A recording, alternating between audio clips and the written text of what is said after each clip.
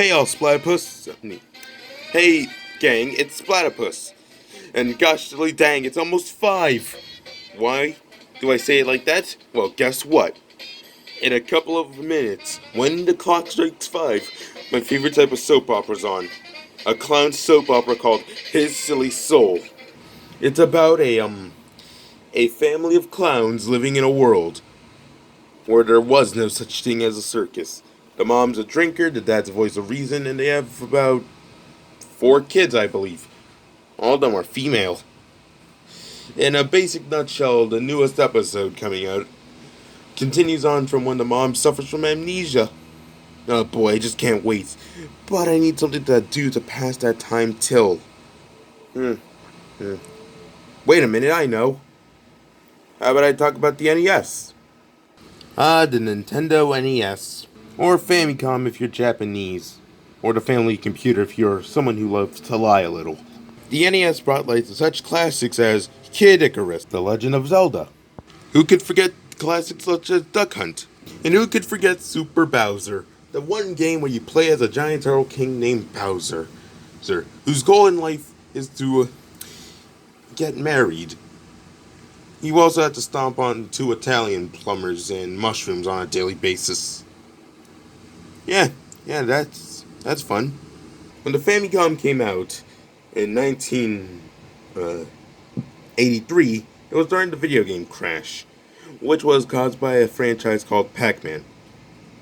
Since then, the gaming franchise has shifted, but has took a more increase than usual. And funnily enough, the Famicom lasted pretty long, from 1983 all the way up to 2003, in general. But it came to the US of A on, what was that time period again? Hold on. I've been reading these things and writing these things down. October 18th, 1985. And lived all the way till it did on August 14th, 1995. So 10 full years. And like any gaming system, it had a good load of accessories, such as Rob, the Zapper, that weird headpiece where you get to yell fire, or any word in the dictionary you please.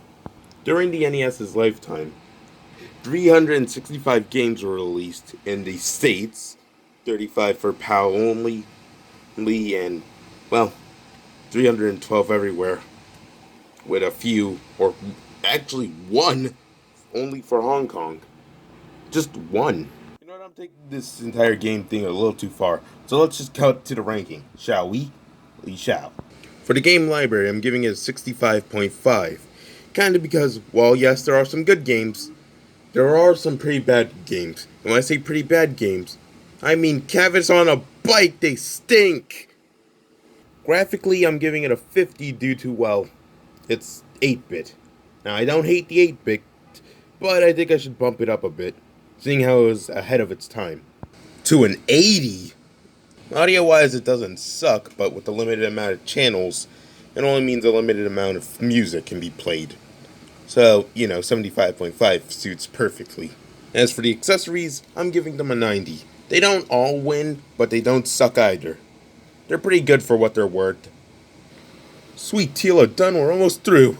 Now all I have to do is to divide this answer by 4, and we get our final results. Are you ready? And that's done it. Our final result is a 77.75. Wow, that's like long division here, but hey, leave it to old Splatypus to give you a response. Now, if you'll excuse me, I'm going to go jump off of a microwave, knowing that I just sat through one of the best gaming history phases, yet it also sucked. Cut! Listen, Splatty, baby, let's do this thing, shall we? What thing? Off the microwave. Whoa, what? You heard me, off the microwave. You only get one shot at this, though. Oh boy. The things I do for Hollywood success. You ready to jump? Well, other than me beginning to have second thoughts. Yeah, no, I'm ready to go. Lights, camera, action. To quote Salem, I hate my life. And that's a print. Good night, everybody.